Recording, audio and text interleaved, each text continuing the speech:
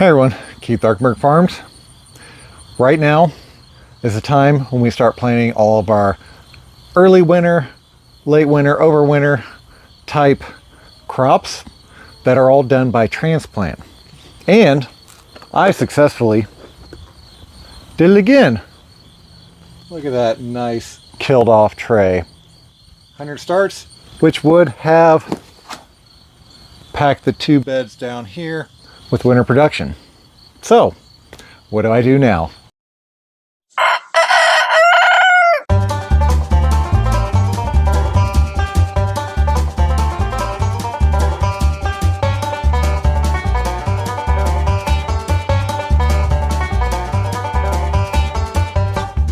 Luckily enough for me, I do have 2 options of what I can do. First of all, go over to the prop house and just start looking around. Look for my fall planting, which I managed to kill off as well. And I do have some stuff left over here. Not exactly what I want, but there is stuff here. I've got some more here. They look worse for the wear. The moths come in this time of year. That's why I cover it all with the insect netting, which those 2 trays did not.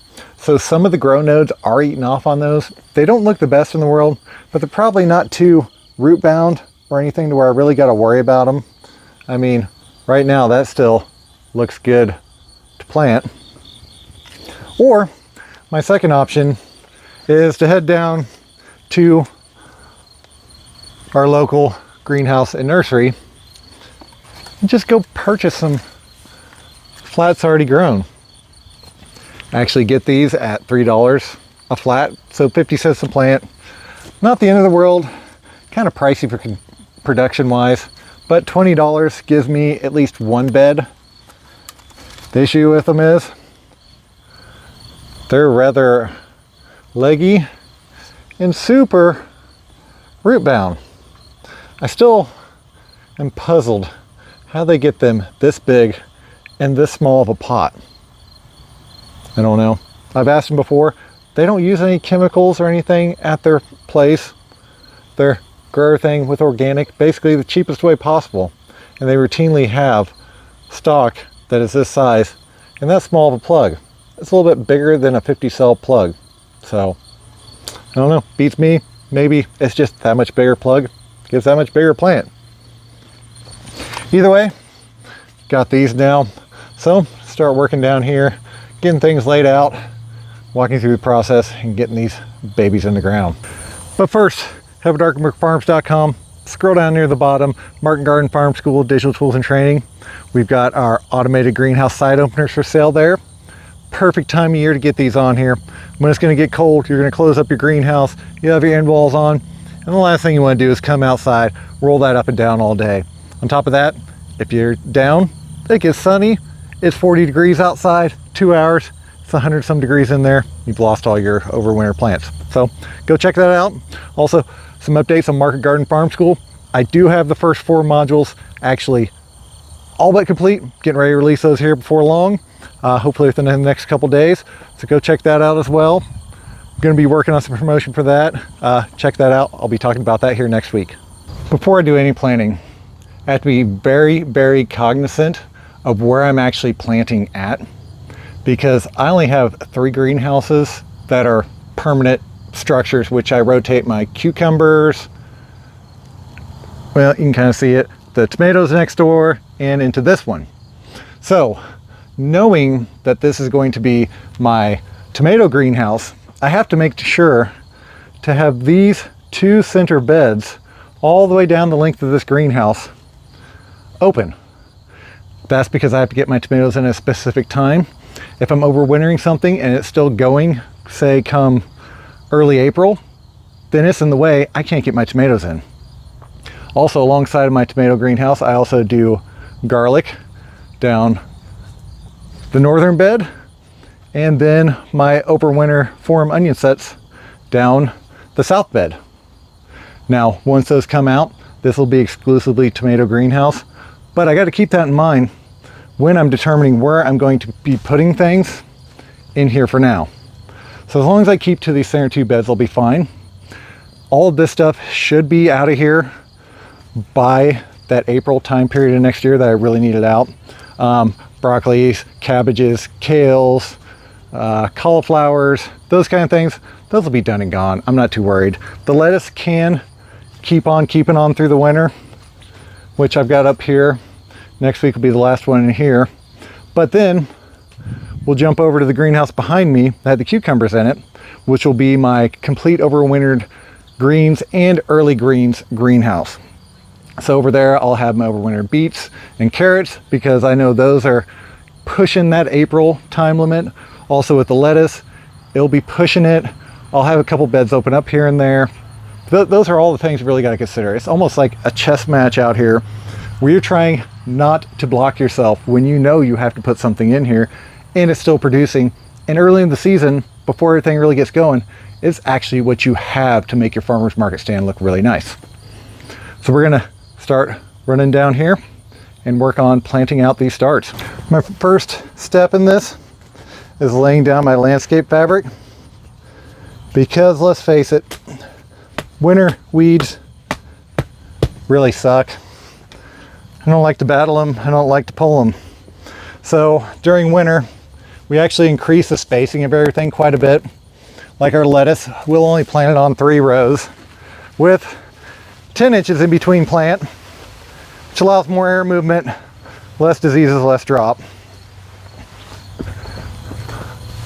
With our larger broccolis and cabbages and all of those, we will go with our landscape fabric. It's got 2 rows in it. But the trick with the 2 rows on this is that there's a full 2 foot in between the 2 rows, and then they're 18 inches on center down the length of the row. Gives it more air room in between. Does make for a little bit of a hindrance when you're walking your aisles because you'll have a lot here. And the next bed over here is either going to be more of these plants if I choose to go purchase more, or if I can get enough live ones out of the stuff I actually have. Or I'm also going to do a spinach trial in here too. I'm running 3 different varieties this year.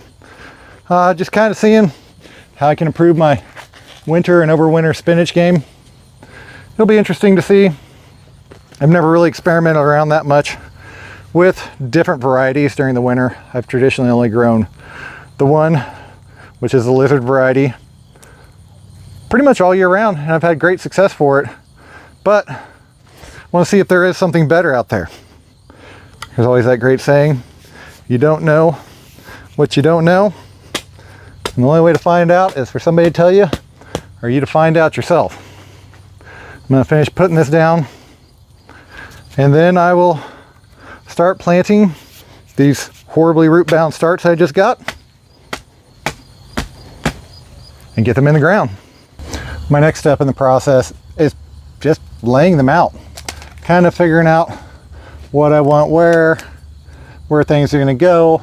Since I'm using a bunch of varieties I'm not super familiar with and their abilities to overwinter, I'm going to make sure and leave the tags before I start anywhere. About the only thing I'm really going to try to do here is that I want to basically have all the same stuff in the same areas. So I'm going to start with broccolis, then I believe I'm going to go down to cauliflowers, then I'm going to do cabbages, and then towards the end I think I have some Brussels sprouts I can plant as well that are made it through me killing everything. But not much to it. I'm gonna throw these things out and then I'll show you how to plant these super root bound things and hope for the best. This is what I'm talking about with being extremely root bound. Usually if I just have some spirals at the end, I just grab the bottom and peel it off, but that is not going to help with these. I have to go through the additional effort of making a slit through the surface and do that on all 4 sides. And then each of those roots that I've sliced through, you can see down inside of it, there's actually good fertile soil, will send more feeder roots out from the center. Planting them, These plugs are pretty simple. Quick little hole, 2 fingers, widen it out, make sure it's deep enough. Get the plant surface with the surface, a firm push. There we go. Gonna head down the bed, finish this baby up. The final step in all this, kicking on the irrigation, getting that overhead running, probably running about 30 minutes. Want to get really moist and get everything really soaked in. Those transplants are gonna be a little shocked. Had to scrape off a bunch of roots off a bunch of the root bound ones. They were from outside going in tunnels, so that shouldn't matter that much. But either way, want to have them good and watered in so we have the best chance possible of getting them to stick. So that just shows you, you make mistakes on your farm, you find a way through it. Go to your local greenhouse, pick up starts, find another grower in your area, see if they have extra plants. Even drive, an hour away if you have to. It's a good way to get production still going in a time like this when there's really no way to recover from it. Also, when I go and teach winter gardening around the country, I always encourage people, even regular home growers. It's like, hey, go try this. Go buy some starts from your local greenhouse, throw them in the ground, maybe throw some row cover on when it gets cold, and just see what happens. Winter gardening is all about timing and getting your timing right, and then seeing how long you can stretch it. You don't have to be in a fancy structure like this. You can do this under low hoops, you can do it under row cover over the top, plastic over the top, which needs venting. There's all different ways of doing it. There's a bunch of information out there, so go check it out. As always, hope y'all liked what you saw today. If you did, don't forget to like, subscribe. Thank y'all. Have a good day.